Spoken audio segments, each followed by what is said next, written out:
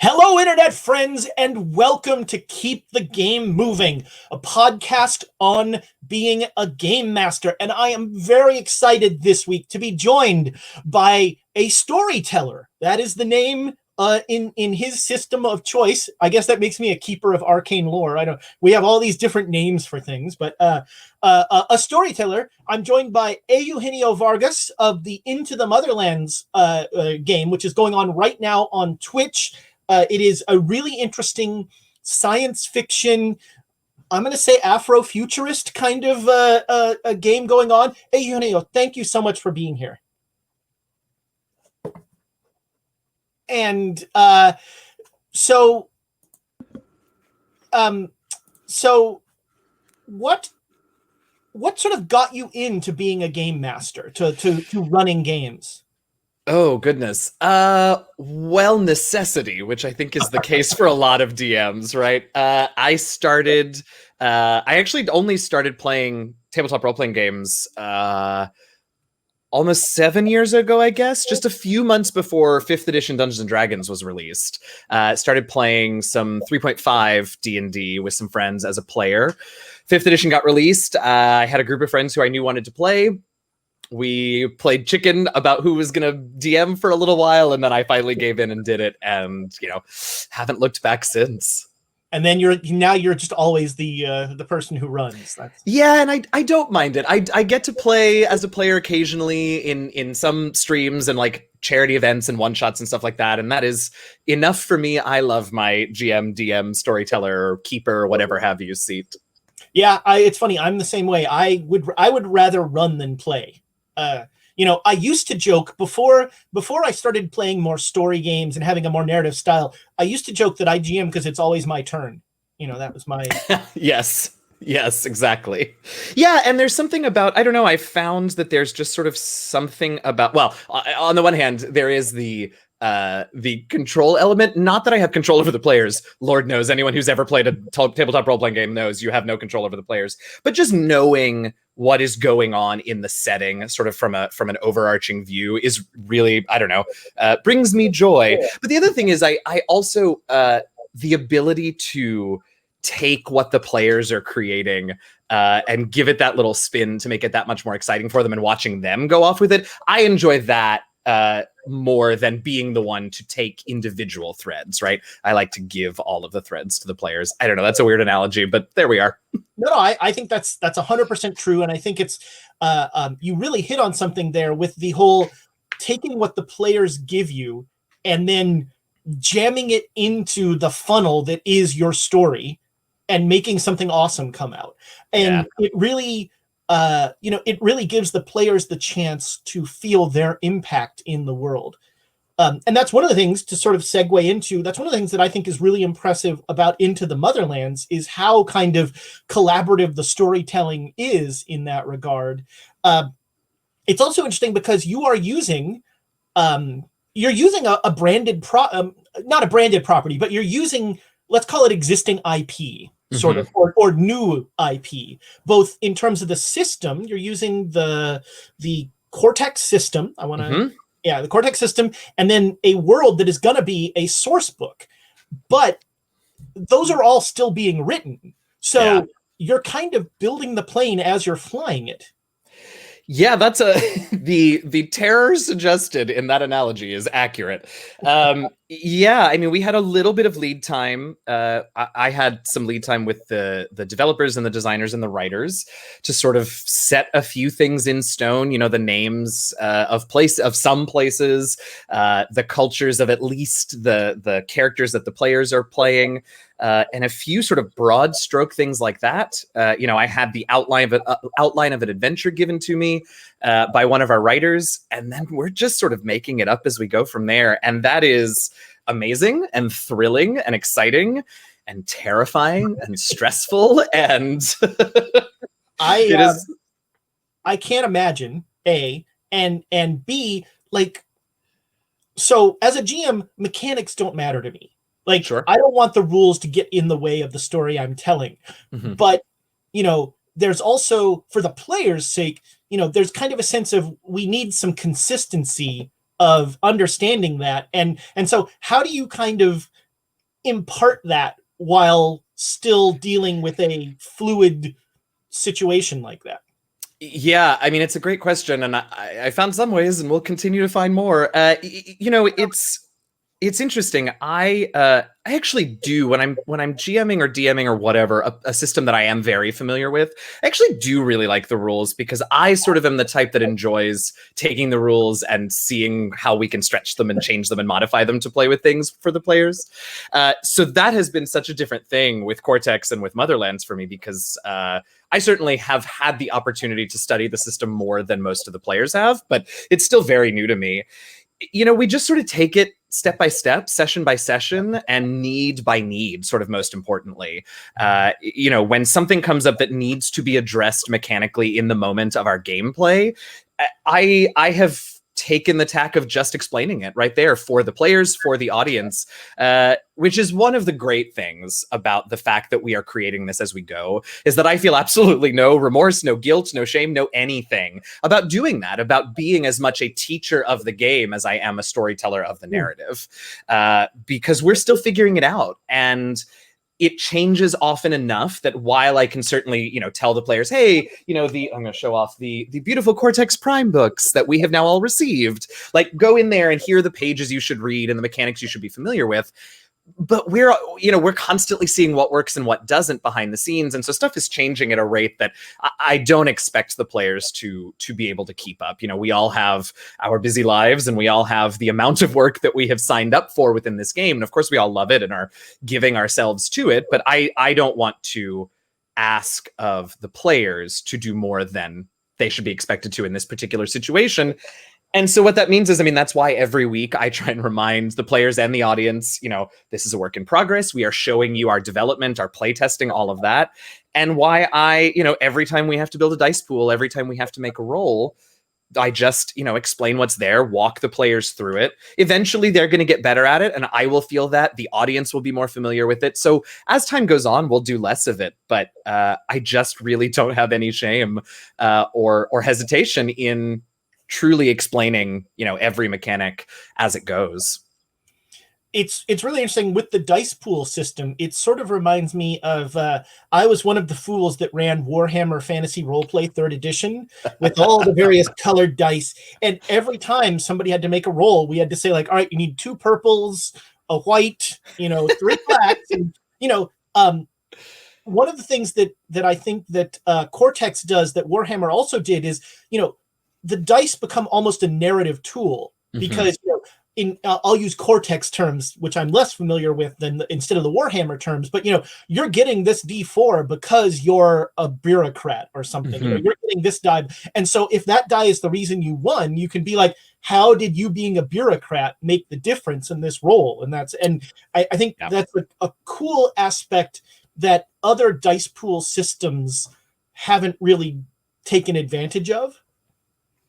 Yeah, so 2 things about that I think actually do make it easier for us to stream this developmental process. One is that, exactly what you just said, the dice aren't as narrative as they are mechanical, mostly in terms of their choices, but also in the outcomes. And so that means that when I have to explain step by step how to create a dice pool, there is still a narrative character exploration aspect to it, which I think keeps the audience and frankly the players more engaged. I did in the session 0, I did that download of here's how Cortex mechanics work, and that was fine. I tried to do it as concisely as possible. People seem to respond well to it. I don't want to have to do that without any narrative, or I want to be able to do that without any narrative as little as possible. And the fact that the dice pool construction is so narrative helps. The other thing about the dice and mechanics is that for Cortex, every time you roll dice, every time you construct a dice pool and roll it for a test or a contest, there is the danger that you're going to roll even a single 1 in there. And if you roll any 1s, which we call hitches in Cortex, then I, as the storyteller, have the opportunity to do what's called buying that hitch and give your character some stress, which is how we measure damage in Cortex. So every roll has the possibility of quote unquote damaging you, right? Of stressing your character out. And so we don't roll as much as you do in, say, D&D or other sort of highly skill-based mechanic systems and games, right? If we rolled a dice pool every time somebody wanted to use D&D terms, make a perception check, right? That's a lot of risky dice rolls, right? A lot of possibilities for characters getting taken out of the scene from stress because of really mundane things, right? So the amount of rolling that we do in Cortex is way lower than in games that I, at least personally, am sort of used to, like D&D, even like Call of Cthulhu and other games like that. I just think the amount of dice rolling is way less, which again helps because it means that, in any given episode, I'm not spending 2 of the 3 hours explaining mechanics because we're just not rolling the dice that often. Now, I will say we are still finding the balance, right? I don't know that so far in the last 5 episodes we have necessarily found the perfect balance of how often to roll yet. I think we've done fine, but I think in the system as a whole, we're still exploring that. But it's definitely, whatever that ratio is, it's definitely going to be less than we're used to from, say, D&D, which makes my life easier in terms of explaining the mechanics. I think that's a real that sense of a balance is really interesting because for me, I think it changes episode to episode. Definitely. I'll say session to session. I think too much in terms of streaming now. I feel that, yeah.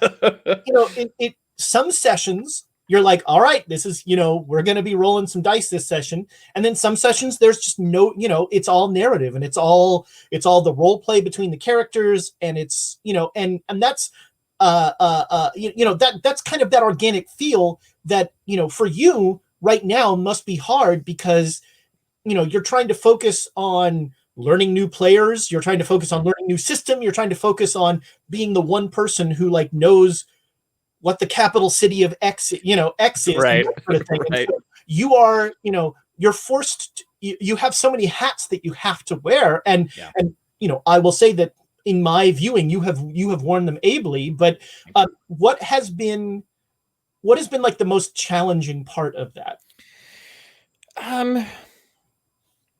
There's a couple of things.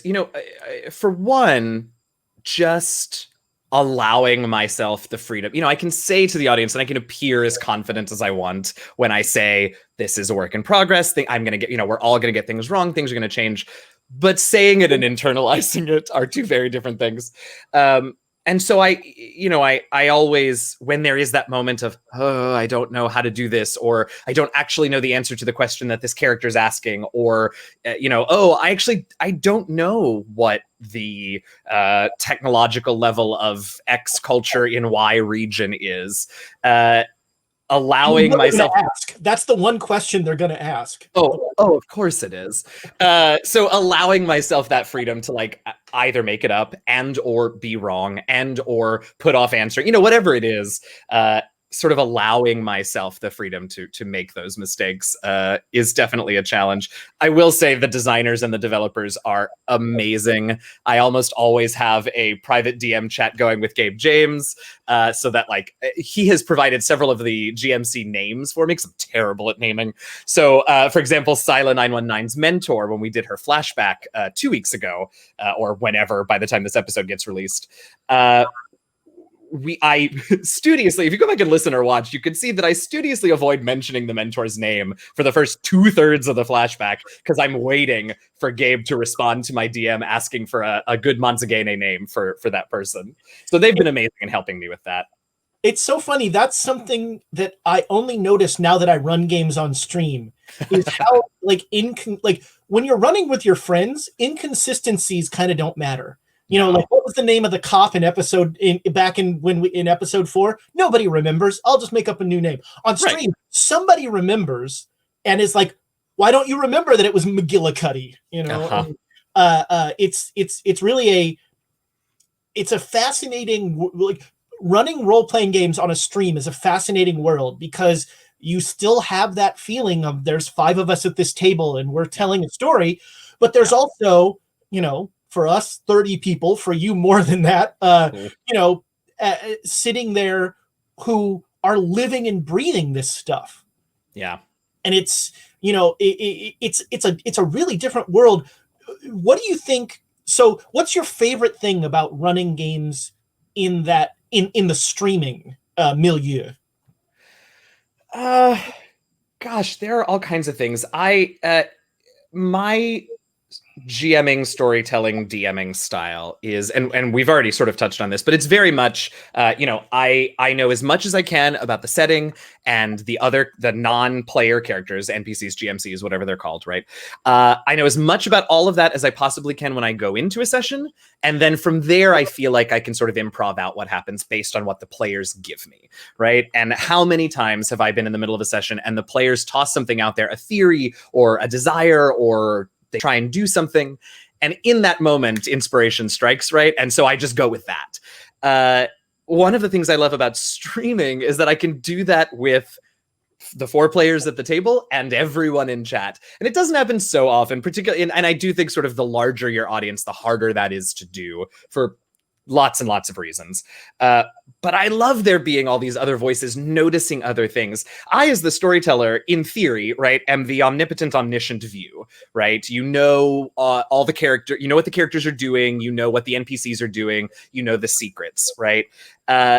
But I'm a human, I'm a person, right? And I can't actually have my eyes everywhere, have my brain on every single thing at every single moment. I'm inevitably going to miss a really cool idea or something that someone said, or like we've already said, forgotten what the coffin maker's name is. And I can have chat there to spot those things, and they will inevitably call them out, and maybe I'll catch it in chat. I will say Motherlands chat is kind of hard to follow. It's kind of fast. I don't know how people, like, so we used to actually run in a studio, and I didn't see the chat at all. You know, I had a producer who was putting up, like, when people gave us bits or something, he'd put it up on a screen so I could read it off. But I had and in some ways, please don't tell my chat this, I was far happier, because it's really hard to, like, to just sort of look over, have chat on my second screen here and see, and it becomes distracting because they're saying funny stuff or something like that. But also, like, you have that natural moment where in your head you've created this great moment that's going to happen, and somebody in chat is like, "Oh, it's probably going to be this person." You're like, "Damn it!" I really it is hard for me to, like, split my attention.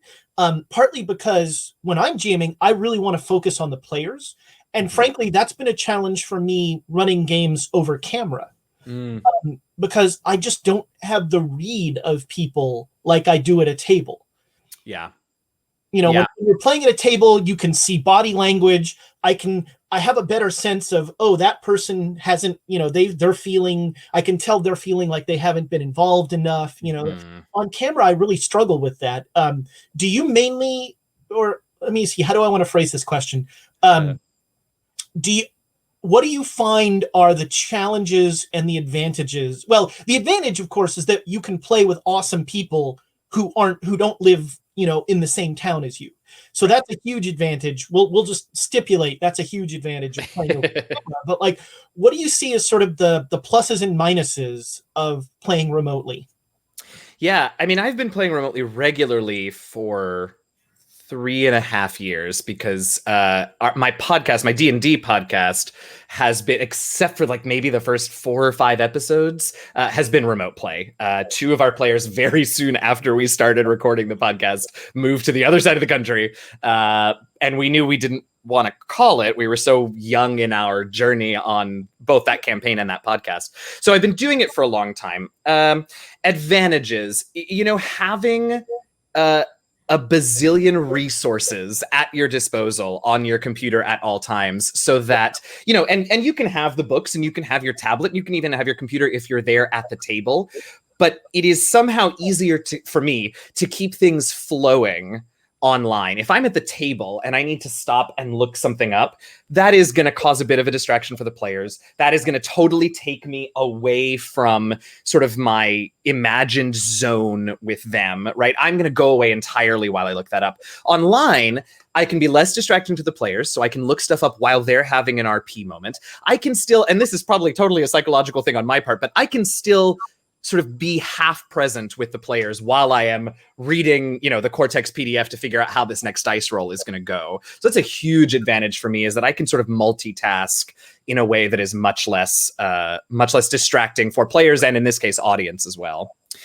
Disadvantages, I mean, exactly what you said, right? Body language is a thing, and I only get, this much body language from, bust up on folks. So that is a thing. You learn to find other tells the longer you play with. I think it does get easier the more you as the GM play remotely, but there's no substitute for playing with the same people and learning their tells on camera. It's just a tough thing.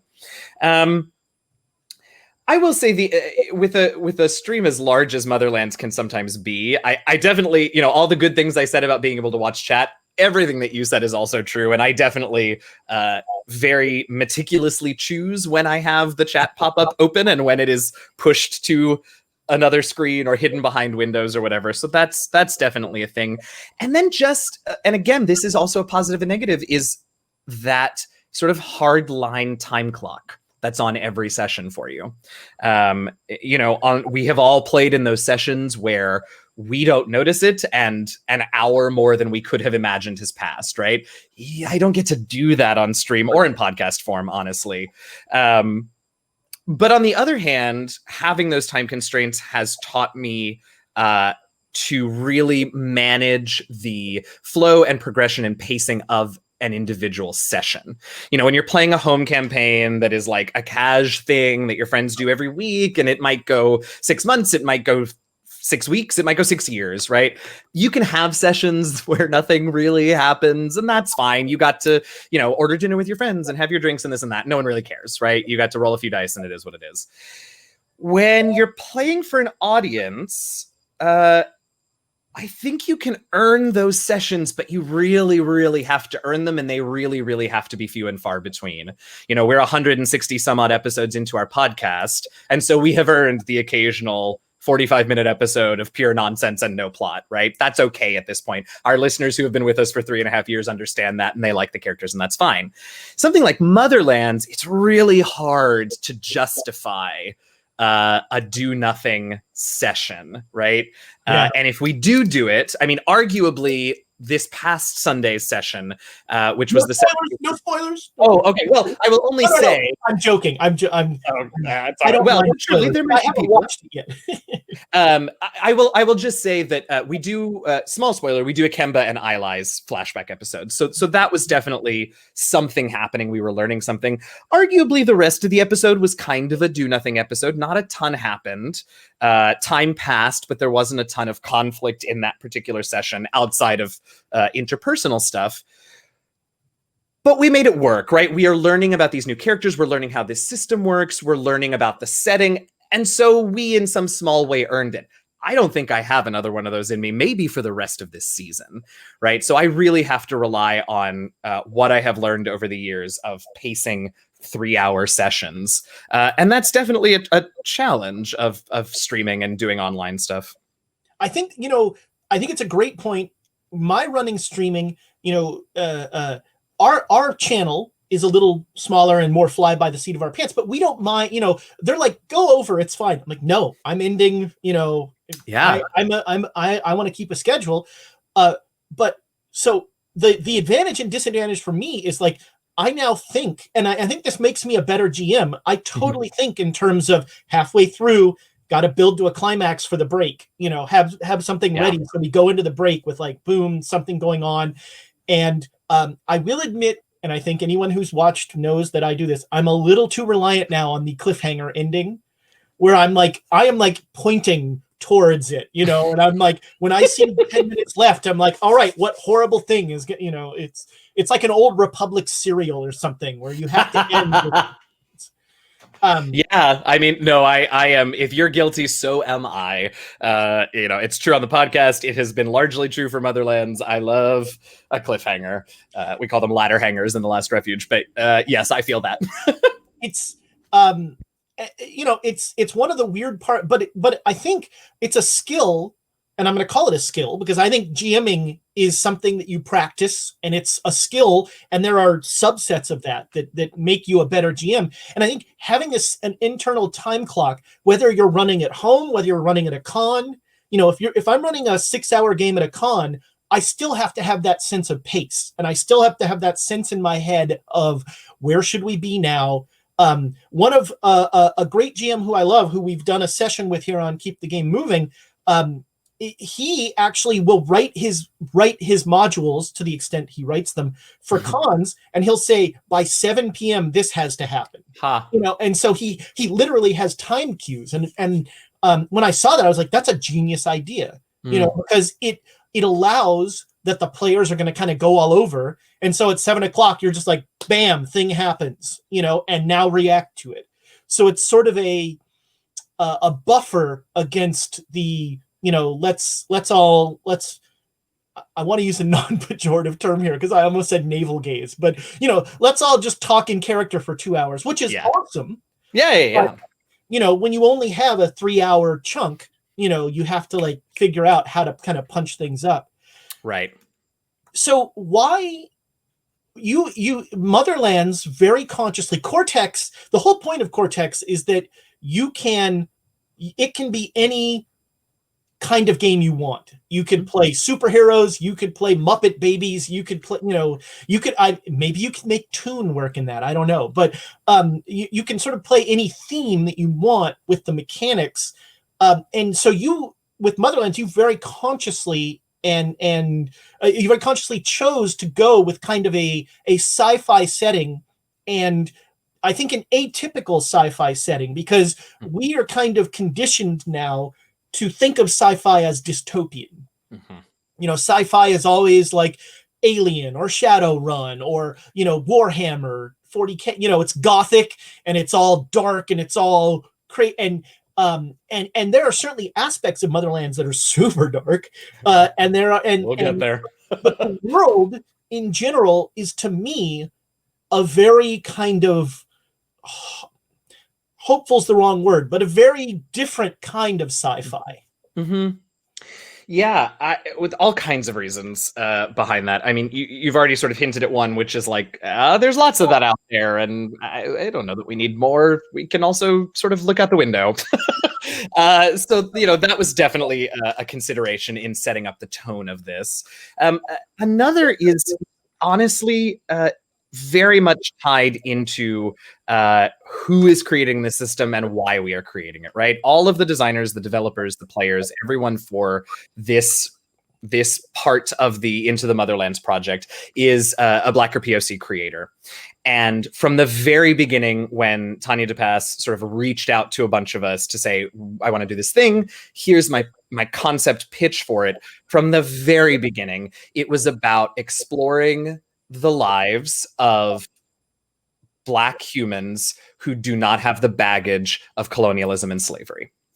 And so that has informed so much, but from the very beginning, knowing that was a thing that we wanted to do meant that our tone was going to have to take a position that is very opposite to that, right? So if these Black humans are existing in a technologically advanced society out in the stars, and they never experienced real colonialism and slavery as we here in America in the 21st century have, then let's drive home what we have been saying is possible when we write the stories of people of color and Black folks, which is we can have hopeful stories. We can have uplifting stories. We can have all, non-tragic stories. And so that very much informed the fact that this is about, and obviously there are non-human characters in the story, right? But this setting that we are creating that is named non-organic characters. Exactly right. But this setting that we are creating is about hope and exploration and discovery and what societies can be when there isn't that sort of very heavy baggage of bigotry and racism and or whatever it is, and what kinds of stories can we tell there? What conflicts can we conjure that don't require the big bad to be big and bad because they are racist or transphobic or whatever, right? Or keep slaves or whatever it is.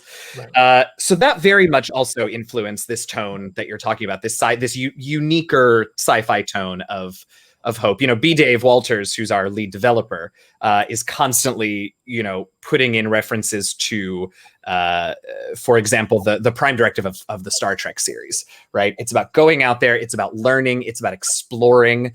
And it is about not so much, non-intervention, although that is certainly something that we have talked a little bit about from other lands, but it's about exploration and discovery and about taking what comes at us as it comes at us and not trying to fit the cosmos into our narrative individual universe view. Yeah, I mean, I think before we started recording, I mentioned that I really got a strong original Star Trek vibe in terms of, that hopefulness, that sense of the future is better, like there are still problems, and there are still problem people, and spoiler alert for Motherlands, some people will need to be shot, but there are it's generally a hopeful future where technology and culture kind of intertwined are the solution. Yeah, that's a good way to put it. Absolutely. And I just want to, everybody should know this, but just in case you don't, Eugenio referred to Tanya de Paz, who is an amazing force in role-playing, especially in stream, but everywhere. She is Cypher of Tyre. I do that all the time. Cypher of Tyre on Twitch, on Twitter, on all this stuff. She is an amazing voice for inclusion and diversity in gaming, and just can't say enough good things about Tanya. Tanya, come on, keep the game moving.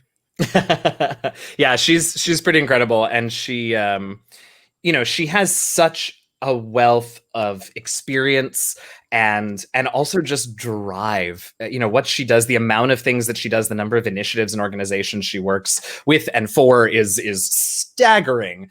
And it is really, she'll fuss at me for saying this because her response will be, I'm just a person, which is of course true, but she's a pretty amazing person. And it is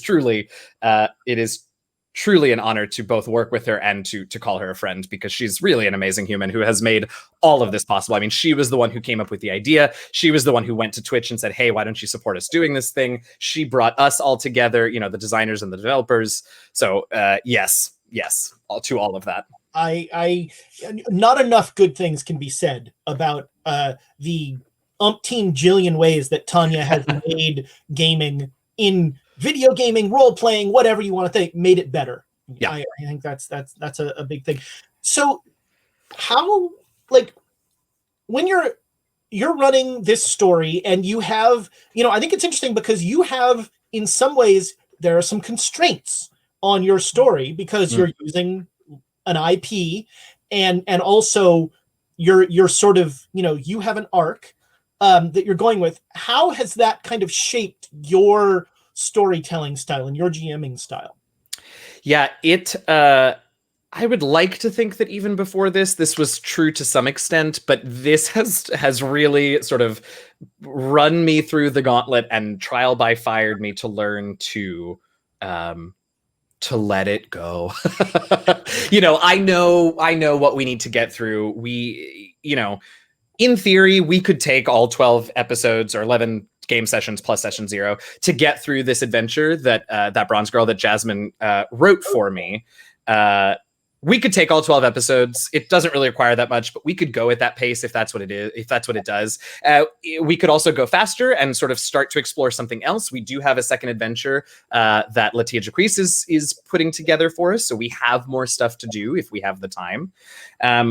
But I have had to just really learn to let things take the time that they're going to take, and to learn things, not just about the story that we are telling, but about the setting and about the mechanics and the system as we go. Because we can't possibly be ready for everything that we need. Even in the best situation, there are going to be things that the developers and I are not ready to answer, to deal with, to do when they come up in a session. Because again, it's not finished. So learning to A, accept that, and B, sort of integrate it and synthesize it as useful information really quickly is also important. I've never thought about, in the past, I have never thought about, oh, I'm picking this game system because I know that when it was designed, it was created specifically to be good at X, Y, and Z.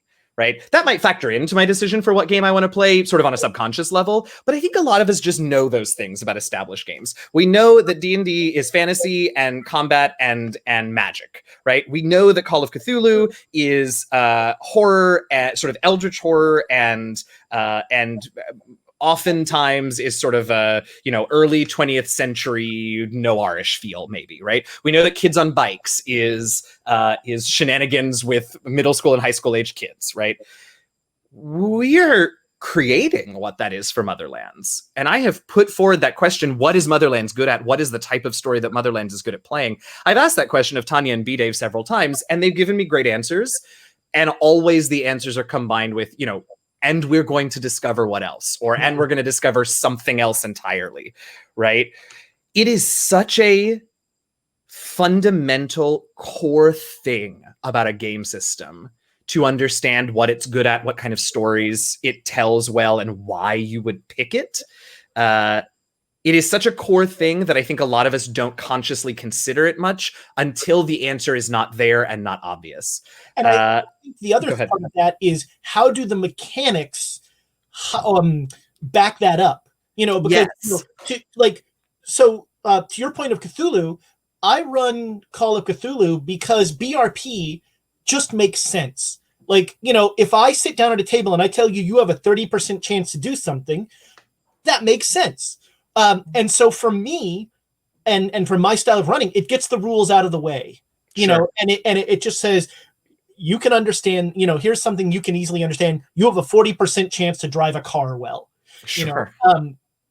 and so it the mechanics back up the fact of that, okay, now we're just going to get to the story. And I think with Motherlands, you have the double-edged sword of figuring that out on both ends. You're figuring it out on how do the mechanics back up the thing that you're still trying to figure out it wants to do. And it's such a delicate balancing act, right? Because let's say I find that the mechanics don't support a thing I want to do. Well, in a game like D&D, I would say, okay, then I should probably try and do something different or try and do it in a different way. With Into the Motherlands, my options are do something different, do it in another way, change the mechanics to make it do it the way I want it to do, or change the setting to make it do what I want it to do, right? So as much as, I hate to talk about things in terms of right and wrong for any sort of RPG, because I don't know how much that really exists, right? I think it's about, absolutely. But you have the weird sting of, play your game and it's your game, enjoy it, but you have the weird space of, you are kind of, and I'm going to use the word marketing not in a negative way here, but you are a marketing platform for this system. And so that kind of, that makes that decision a little more fraught.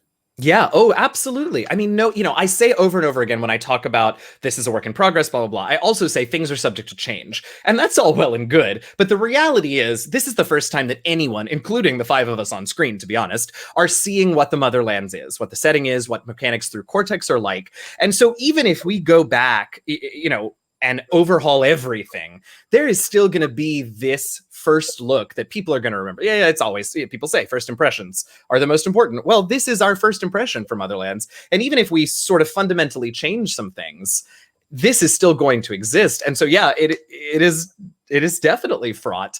And it also makes it easier to decide which of those four choices to go with, right? Because the reality is, if I have an inkling that we should go with change the mechanics or change the setting, right? Something just makes sense that the players want to do. There just happens to not be a way to do it or a way to represent it in what we have right now. In that moment, I can just do it. That's fine. But the sort of more responsible thing for me to do is to contact the amazing team of developers and designers and writers that we have and say, hey, this is a thing. Let's talk about this. Let's get all of our talented brains in here and figure out how to do it, which of course I cannot do in the middle of a live stream. I think that's a key difference. When I decide I want to house rule something, I don't have Sandy Peterson calling me up and going, wait a minute, I'm not sure this is really the best idea, whereas you literally have a chat with the people going like, actually on page 17, Right. Right. And they're a great team, and they we all trust each other, and so they would support me if I decided to make a pretty major decision during the stream, and it certainly wouldn't be interpersonally fraught at that point, but I most of the time don't want to be solely responsible for big decisions like changing the way the mechanics of a brand new game work. So now, has that have you found a case yet where you felt you needed to retcon something? Only in very minor ways so far, knock on wood.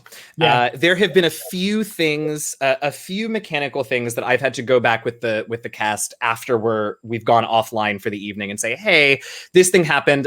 I actually think it should work this way. Is that cool with you? Can we talk about this? Every time that those small things have come up, the cast has been like, oh, great, didn't know. And to which I respond, yep, I didn't either. That's right. But it's just been little mechanical things. I believe in one of the episodes, I don't remember who it was. I think it might have been DJ, but it doesn't matter who it was. Somebody we were building a dice pool.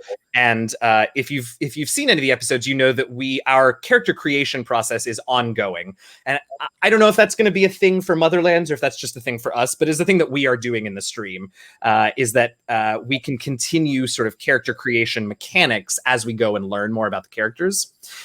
And so one of the ways they can do that is they can spend these leftover points that they have to make themselves better at given skills.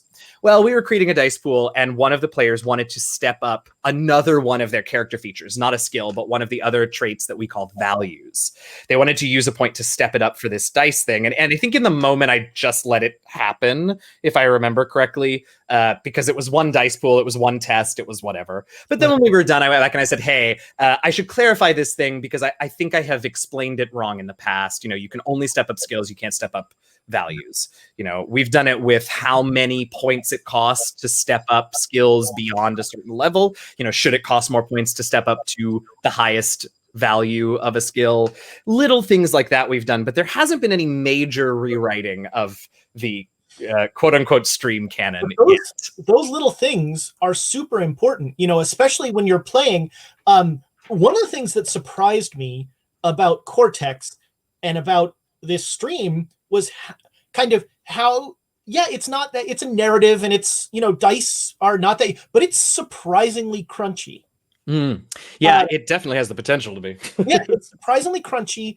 And, to your point, it's being designed and it's designed, but it's being fine tuned. And that balance is so, is so easily kind of undone, and for some players love to find those like it's the power gamer who wants to make the character. We all know somebody who designs the monk that can't ever be touched or something, something like that. Right. And there's kind of that mindset. And in this area, changing stuff like that can have real ripple effects, especially in a system like Cortex. Yeah, definitely. I think I think Cortex Prime, the base set of rules, does actually a pretty good job of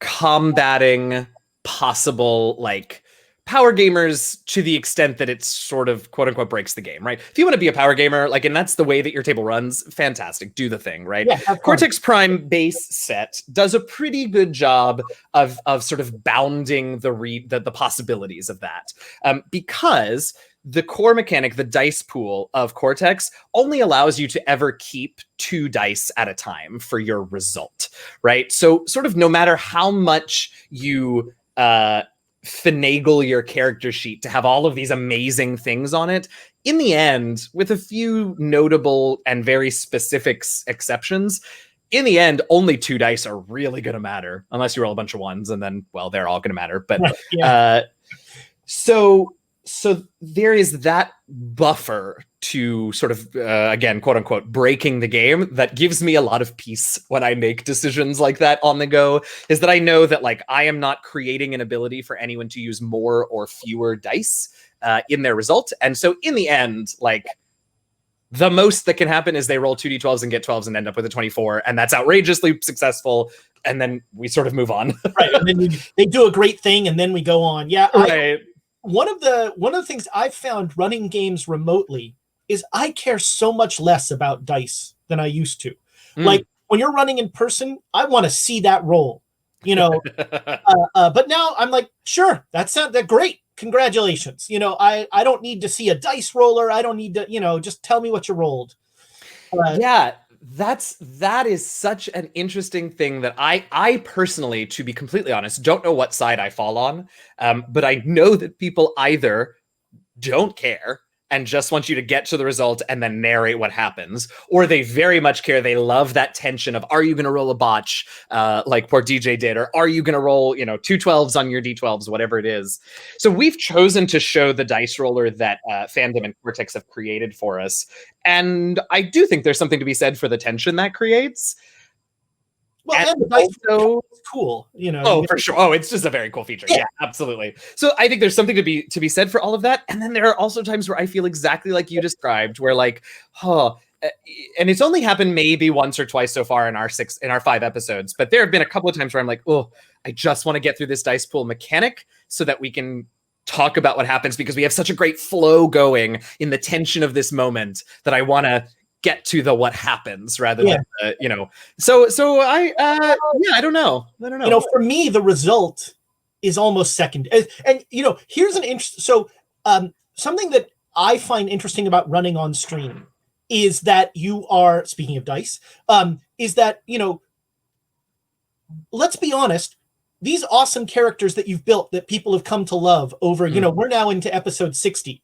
Like, somebody's only going to die if there's really a good reason for it. So I don't want to say that this is all a sham, but you know, there is a weird pressure of like, you know, so I'm running masks and we're super close to the end. And like I just said, nobody's going to die unless it moves the story forward, you know, unless it's a meaningful sacrifice. And, you know, that I think in a home game, that's a different sense. Sure. You know, in a home game, it's a little easier to do have 6 backup characters ready to go. But when you're playing on stream, part of the point of it is that, you know, you have a community in every sense. You have your audience community, and you have your character community and your player community. And all 3 of those communities interweave and, you know, create this relationship that frankly is, I think, kind of unique, but is also, you know, is hard to break. Yeah. We had in season 5 of my podcast, the players were heading towards a very difficult confrontation. And the 6 of us that work on the show, so it's me as the DM, 4 players, and then I have a friend of mine who is credited as my story consultant. We sort of bounce ideas off of each other in between sessions. And the 6 of us had a very serious conversation because I felt that the characters were going into this very dangerous situation super underprepared and like in a very sort of dangerous way. And I said, look, we have to really seriously talk about what happens if one or all of you don't make it through this combat, because we are 5 seasons in. People love the 4 of your characters. And I don't know if the story exists, and if so, what it looks like without one or all of you.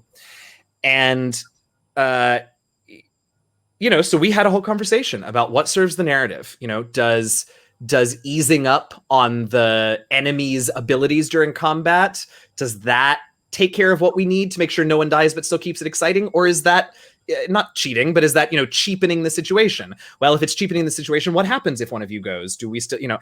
So yes to everything that you're saying. In terms of Motherlands, I mean, I can theorize about it all day long. we got episode 6 coming up in a couple of days. We haven't had any combat yet. It's true. It's true. And I am looking. There is. Well, you've had social combat, kind of. Oh yes, we have. Yeah, we and there's the possibility that we will get some combat this weekend, and there's also the possibility that we will see no real combat this season at all. And I, if I'm completely honest with you, I sort of hope we don't see no combat at all, because I think it's important that we see what that plays like on the developer end. So if we don't see it this weekend or next, I'm going to talk to Jasmine about maybe adding in something where it's sort of inevitable. All of a sudden, somebody's going to get more belligerent. Right, exactly. But it's really interesting. You know, we don't know what combat looks like. I do know that in terms of the mechanics and the rules, actual outright death is quite difficult to come by in Cortex. Right. The stress mechanic is basically, you know, like there are a lot of outs there, which I think is great. Mm-hmm. Yeah, so that's nice to know, since our first combat, you know, is going to be run pretty untested. But yeah, that's just one of those weird quirks, and it's one of the things that, again, going back to the, you know, what is Motherlands good at? Why would someone pick Motherlands? It's hard to nail that down because we haven't done half of the things that Motherlands can do yet. Yeah, I mean, there's a whole that priest side of it that has some interesting, like, you know, I don't know, did you use the term magic? I'm not sure you used the term, but you know, there's some, you know, extracurricular powers there that, you know. Yeah. But I think the thing that really interests me is the narrative, you know, that tension that you felt with your podcast there, and that, you know, like, we've built this world, and is this world more than these 5 people, you know, but these 5 people are kind of the mirror into the world for the audience. And so, you know, it's, you know, we have a couple D&D games on our channel, and one of them had a player die, and because it's D&D, he was kind of back in a few days, you know. Sure. And you know, I'm running Cthulhu, and so there have been I actually did a whole side adventure where we introduced everyone's backup character. So that cool. If backup characters came into play, cool, they wouldn't just sort of pop up out of nowhere. It was, you know, a good idea that ended up not being used, but it introduced some fun characters. But you know, that weird tension of, we've built, you know, the fans love this, but I want to deconstruct it. You know, like that's weird from a GMing standpoint. You feel, you know, sometimes you feel a little constrained in the story that you can tell. Well, yeah, absolutely. I mean, in any situation, for sure. And then, you know, ramp that up a little bit when you're playing publicly and people are watching, then you're even more constrained. And and then you do something like we're doing with Motherlands, and I don't actually know if that's a step up or a step down in terms of constraints. On the one hand, it's definitely a step up because, you know, there are things that we have to showcase, there are things that we have to explain, there are things that we have to accomplish. Step it down a little bit because, you know, I do have the freedom to make decisions and choices and changes to the rules and the way things work in that moment. So that's, yeah, I don't know. I'm definitely sensing a theme in my sort of reflections on how this is going, which is that like I am both the freest GM in history and the most sort of boxed in.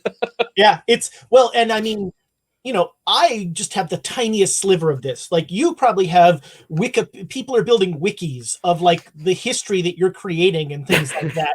And so, you know, I have one person who's like, actually, I think that was in episode 7, that thing was this, you know, and I'm like, oh, sure. You know, but you have like people who are creating are keeping track of every piece of lore. That's like a whole other level. Well, you're being very kind with your time, and I want to be respectful of it.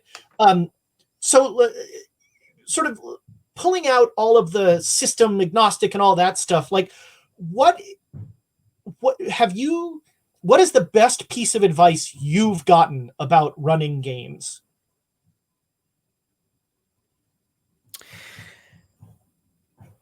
I think it's a really sort of broad and basic one. And I think the applications of it can vary a lot from person to person, but truly listen to your players. and remember that no matter how you see your role as the game master, storyteller, narrator, dungeon master, the story is ultimately about the player's characters. So listen to them, take cues from them. Don't be afraid to change things based on what they say and do. I want you to say that part again. I want to rename the podcast. This is the player's story, because I forget that sometimes. Oh, so do I. Absolutely. It's such a great point. Like, this story is about these players. Underline just that like, put that at the top of every page of your book. That is, it's hard sometimes too. Anyone who's DM'd knows, I didn't particularly nothing. Anyone who's DM'd, narrated knows that can be hard sometimes, because either you have homebrewed or got a published module or something, and you've spent the time to understand how what is written or what you're creating works. And then you get in there and you start telling this story. And like I said earlier, no plan survives contact with players. So it's going to change.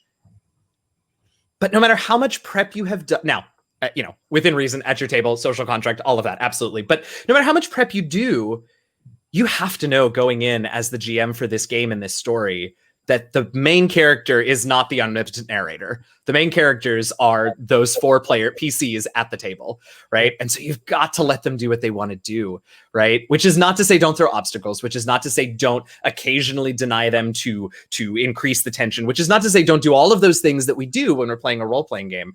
But at its core, you have to remember that it's about them. And so that has to sort of be the driving thing, even subconsciously, even at the back of your mind, the driving thing for just about every decision that you make when you're storytelling. That's a great point.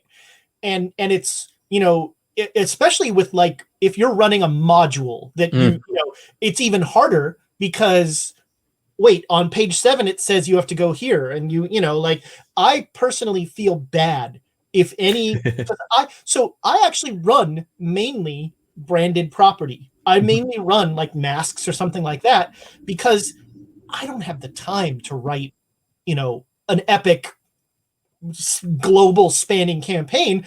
Look, someone's done it for me. But if my version of masks looks anything like the thing that's written down at the end of the game, I've done something wrong. Like, this needs use that branded property as a spine, and then put muscles on it, put a nervous system on it, put skin on it, make it your own. It is your own horrible Frankenstein that no one will like. That is like so important to that. And it's great to have the spine, but you got to have the rest, and it's got to be kind of your own thing. Yeah. And that, the deeper you get into a published adventure, the harder that can be, because the more you feel like you're clinging to this thing. And it can be really tough, but that's a great analogy. It is just the spine. It is supremely important, but it is definitely not the only thing. And frankly, it's not the thing that most people who take a glance are going to immediately notice, right? Yeah. It is your characters that are what people, especially, and if we're talking again about public play here, about broadcasts or podcasts or streams or whatever, people ultimately, as much as I want people to go away understanding the Cortex system, knowing what the Motherlands as a setting is about, understanding a bit of that lore, ultimately the people are going to remember Silent 919, Ikemba, Invicta, and Ili, and Bertrand, apparently. We could have a whole conversation about that one. You in your head have a throwaway NPC that becomes wildly popular with I created this woman, the Duchess is her name, and she was on an ocean voyage, and it became this weird canon that she's on every boat the PCs are on. So every time they get on a boat, the Duchess is there, and now you're going to have that problem with Bertrand. Yeah. You're going to be like, hey, where's Bertrand? Yep, most definitely, most definitely. That's But it hilarious. happens, and people love it, and the player, and I will say, there is that balance between, oh well, the audience really loves Bertrand, is useful to the story, but in my case, I'm super lucky because the players and the PCs love him too. So like keeping him around is not going to be some sort of mental gymnastics on my part. It's just everyone likes him. We'll find a way to make him relevant as we move forward. It's he all of a sudden he's part of the team. Yeah. What is a system like that you have never run that you really want to try, that you really want to run? There are a few that have sort of popped up in my various views of gaming these days. One of them is Call of Cthulhu, actually. I had the pleasure of playing as a player in a sort of short-run campaign with the incomparable Celeste Konowich as my keeper. Yeah. And she is so good at she's good at everything she does, but that genre in particular, it was such a good, I think we only maybe did 4 to 6 episodes, and it was so exciting, and I had a blast with that. I would love to get on the keeper side. I love horror and mystery and the sort of macabre bizarre. So I would like the chance to get on that side of the screen for Call of Cthulhu. For that, I also sort of in a similar tonal vein, I guess, in some ways, in terms of like horror and creepy. Obviously, we are recording this not long after Halloween, apparently. But I would love to try Monster of the Week. I've done Powered by the Apocalypse before, and I'm going to say this out loud for all of your listeners. I'm not good at it. I am not the best PBTA GM, Powered by the Apocalypse Game Master. And there are all kinds of reasons, and like, I don't know, we can have that conversation. I don't know that it's super relevant right now. Just to say, there is something about the structure of Monster of the Week as a skin for Power of the Apocalypse by the Apocalypse that excites me and gives me a little extra confidence.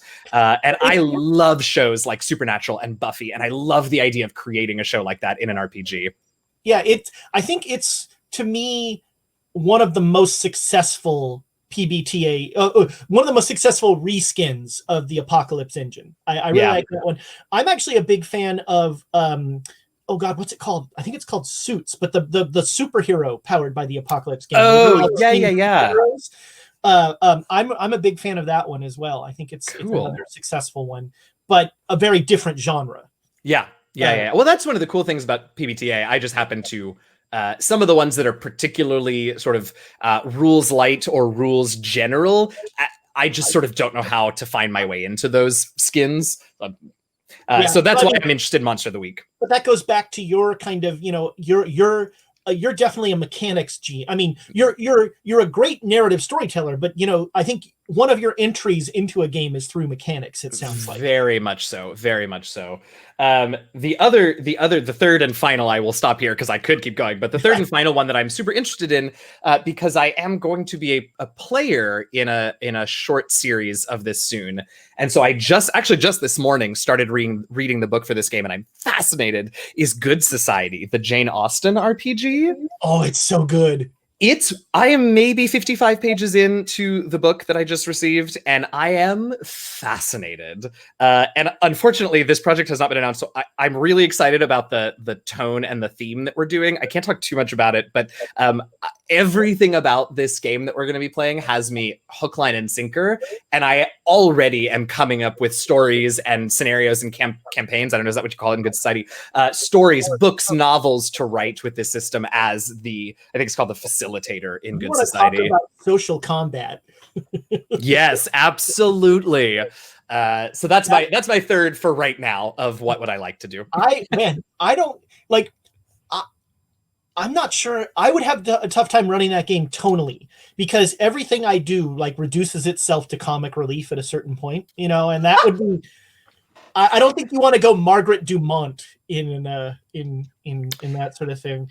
I feel that so deeply. I have such a heart. Now, look, I can do very serious things. I'm doing a Curse of Strahd campaign offline with some friends. Well, not offline. Online. It's 2020. Nobody's offline. Yeah. but we have found a balance, and we sort of understand when things are going to be serious and when things are going to be slapstick. But I do have a hard time with that. So I'm very excited about our facilitator for the Good Society game that I'm playing in. I think they are very good at holding to. We're actually doing, funny enough, sort of a spooky tone, and I think they are very good at that. So I'm excited to learn from them. I think that system is super. The system, the mechanics of it are super. I think are super cool. You know, it's for me, it's a nice balance of light touch, like global rule system with weird specificity when needed. You know, and I love the system, and I think it does have a lot of really cool opportunities for telling stories that don't often get told. Yeah. Yes, definitely. Definitely. And I appreciate the care that they put in creating this book and having sidebars about, like, you know, have the discussion during your session 0 about whether gender matters or about whether age matters. And here's a sidebar about how race decidedly does not matter. I appreciate all of that. Yeah. Yeah. It's, and I appreciate that more games are doing that. You know, like, I don't know if you've seen Harlem Unbound. It's a Call of Cthulhu supplement to play in the 20s of Harlem, and there's an entire chapter. It's not, I mean, it's like 10 pages, but still, there's a whole section about role-playing race. And Chris Spivey, the guy who did it, who is going to be one of our interviews, he is, you know, that whole section was revelatory to me. You know, and it talks about when you need to hit the third rail and when you don't need to hit the third rail, and you know, tone is super important and how you're going to do it. And you know, I think that's a really interesting side of it. What if you have to run one game to save the Earth from the Martians are coming to Earth, and they're going to play one role-playing game to convince that they should not destroy the Earth? What game are you running? Is it a specific module? Is it a system? How are you going to knock their socks off? Goodness. There's so many ways that I could approach this. I think if we're talking about something that I can run for possible Earth-destroying aliens that will impress them so much that they're going to let us live, then I think it has to be D&D for a couple of reasons. One, because I am most familiar with and comfortable in that system, and two, I think there's a lot of fun that can be had. I think fantasy and the idea of magic and a fantasy setting is so very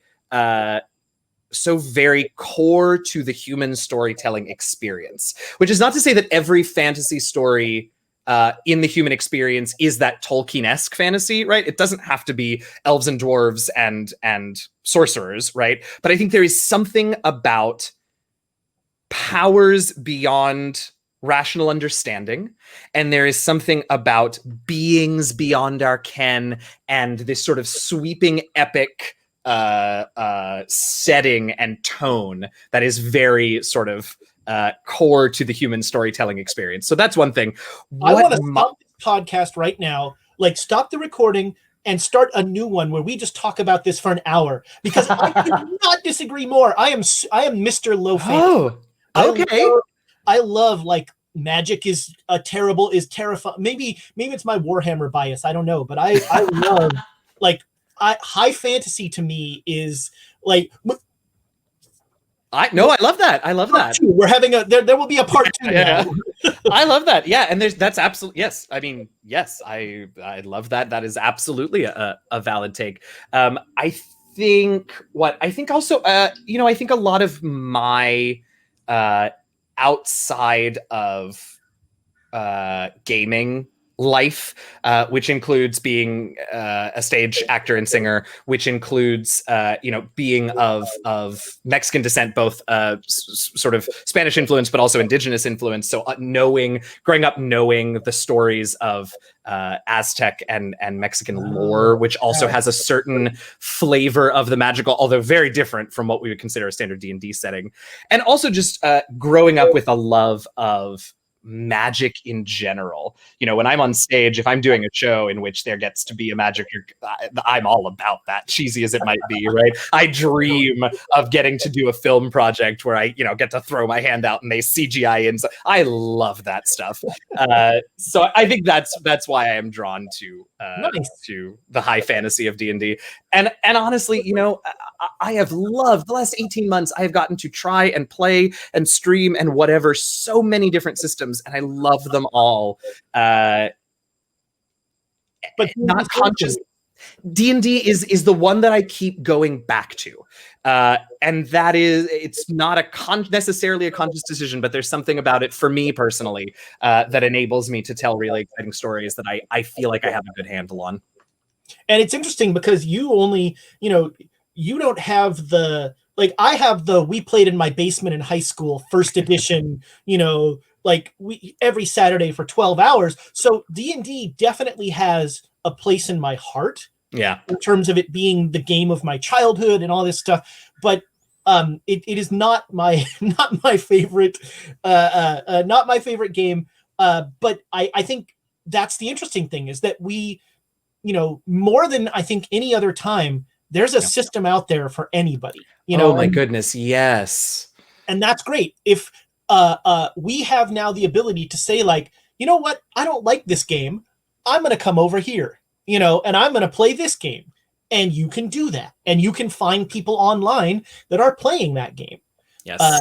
And I think that's, you know, that's all to the good. Like, when I'm sort of famous for bagging on D&D, and I want to be clear that all of my bagging on D&D has nothing to do with your D&D game. Your D&D game is great for you, and you should enjoy it. You're wrong, but you should enjoy it. But you know, that's the joy. That's the joy of our world, is that there are enough geeks now that you can find somebody who will play the role-playing game with you somewhere. You know, it's Yeah. And I will say, as I will always encourage people, and I think we've been doing that, I will always encourage people to go out and try new games, find something that just really feels good for you. I realize I'm really sort of examining why I picked D&D to answer your aliens come and destroy the world question. And I think everything that I have said is true. I also think there is value in really deep diving into a system once you have tried it out and know that it is at least thematically your thing. I think, you know, Cortex, Call of Cthulhu, Overlight is another one that I've had a really good time both GMing and playing in. It's a Renegade Games system. Overlight, huh? Oh, it's beautiful. It is. They call it kaleidoscopic fantasy. Anyway, there's a whole other conversation. But all of these games that I've I can see any of those three systems usurping D&D's place in my answer when I have had time to internalize those mechanics and those rule sets and those settings. Because again, and we've talked about this, and you and I differ on this as well, I find my way into stories through the mechanics. Right. And so when I do not yet have them internalized to a point where I feel confident picking up the handbook maybe once or twice during a game session, it is harder for me to really step into that story in a way that I want to. And so that, I think, you know, if I spent a year really playing a ton of Overlight and really going through the handbook and really internalizing it, that's my style. Certainly does not need to be what anyone else does to GM a system, but it's what I do. If I have a year to do that and really dive in, I can absolutely see Overlight or any of those other systems usurping that D&D place. Yeah. I think the only wrong answer is Champions. Oh, I don't know Champions. Oh God. Champions is an 80s superhero RPG. Oh no. And if you thought Shadowrun made you roll a lot of dice, Champions makes you roll dice, and it's a dice pool game, but you have to keep track of, like, no.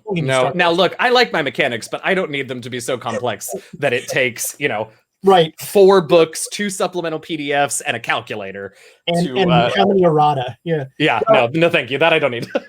Eugenio, thank you so much. This has been amazing. And like I said, there are, 3 things that came up during this conversation that could be another hour-long podcast. Like, someday you and I will have the high fantasy, low fantasy discussion. Someday. Yes, absolutely. Because I'm fascinated by that. And I it's one of those things that I love while simultaneously tearing it apart. That's but this has been a wonderful conversation that could go on forever, but you have a life. I'm supposed to actually be working right now. I really appreciate it, folks. Eugenio is the GM for Into the Motherlands on Twitch. You probably know the URL, so I'll let you say it. Where can they Yes. find? So you can find us live on Sunday evenings at 7 p.m. Eastern, 4 p.m. Pacific at twitch.tv/cypheroftyer. So you can check us there every Sunday. If you can't watch live on Sundays, you can go to youtube.com/cypheroftyer and search for the Motherlands playlist. All of our VODs get uploaded there. We premiere them on Tuesday mornings on YouTube, and then they go into that playlist for watch whenever you like. It's I've really enjoyed watching it. It's a fun set of players in a neat world. And if you want to see Afrofuturist hopeful sci-fi done as a genre, it is, you're not going to get it better. I really enjoy it. So please check that out. And Eugenio can't say this, but I'll say it. There's going to be a season 2. They'll be back. There will be more stories. Sitting here crossing my fingers and toes. there will be more Motherland stories by hook or by crook. That's right. Yeah. So look for that. You can find him on Twitter. It's on the screen there. DM Jazzy Hands. He's a fun follow. Thank you so much for helping me keep the game moving. Yes, thank you so much for having me in. This has been an absolute delight. Thank you so much. All right. Well, that's going to do it for this episode. As always, you can follow, like, subscribe, do all those things. And we really appreciate your comments and your support. If you have questions about this episode, put them in the comments. I'll get them to you. Maybe I'll even forward some on to Eugenio if he's got time to answer them. And look for more episodes with more GMs, both local and national. Sometimes I talk to people that aren't on Twitch. That's also a fun conversation. Crazy idea I'm trying. That happens. And remember, the most important thing in any game is just keep the game moving.